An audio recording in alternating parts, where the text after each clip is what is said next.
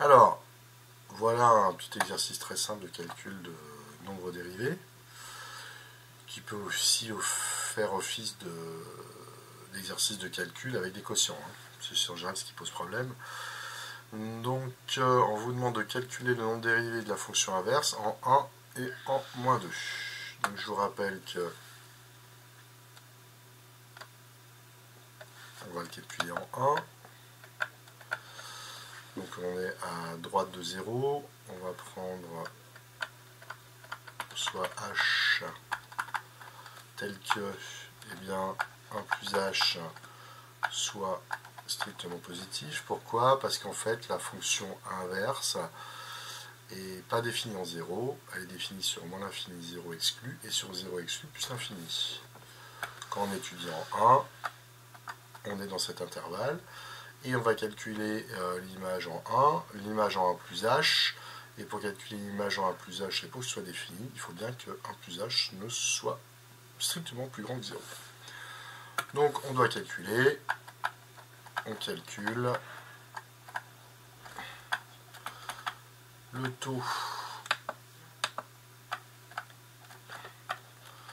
de variation de f entre 1 et 1 plus h. Alors ce taux de variation, c'est f de 1 plus h, l'image de 1 plus h par f, moins l'image de 1, divisé par h. Je vous rappelle que c'est la pente de la séquente à la courbe représentatrice de f qui est une hyperbole entre les points d'abscisse 1 et 1 plus h. Alors on va détailler ce calcul. Bon bah f de 1 plus h, je remplace x par 1 plus h, donc ça me fait 1 sur 1 plus h. C'est tout simplement l'inverse de 1 plus h. f de 1, c'est l'inverse de 1, c'est-à-dire 1 sur 1, c'est 1.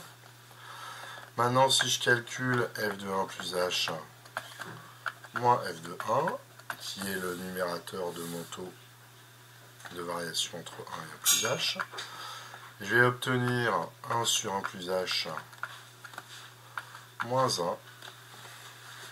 Alors, comment faire ce calcul? Eh bien, je vous rappelle que quand on veut calculer une somme ou une différence de fractions, il faut que ces fractions soient exprimées sur le même dénominateur. Alors ici, bon, on n'a pas vraiment une fraction, c'est un entier. Ça pose pas de souci, puisqu'en fait, un entier est toujours peut s'écrire sous la forme d'une fraction. 1, c'est 1 sur 1, tout simplement.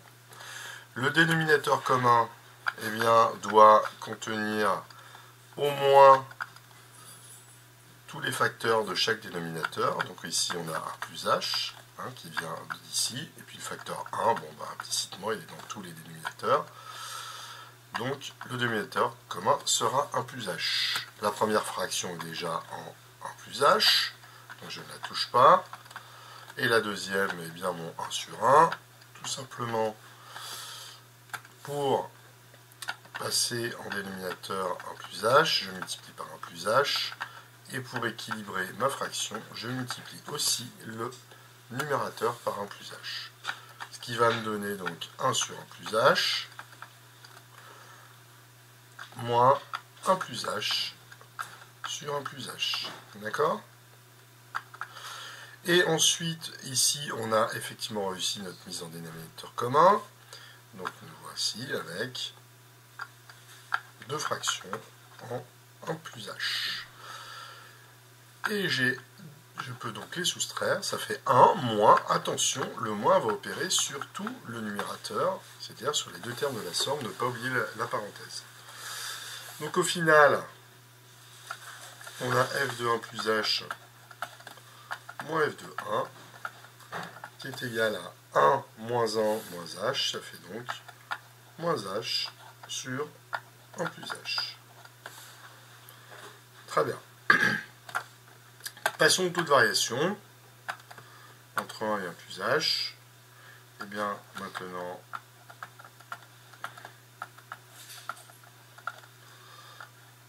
sur h, alors je vous rappelle qu'on a des quotients de quotients pour ne pas s'embêter, on peut ici écrire que c'est 1 sur h que multiplie la différence des images entre 1 et 1 plus h. Donc on obtient 1 sur h fois moins h sur 1 plus h. Ce qui nous donne, effectivement, quand on a une multiplication de fractions, on va multiplier les numérateurs entre eux, donc ça fait moins h sur h fois 1 plus h. Très bien.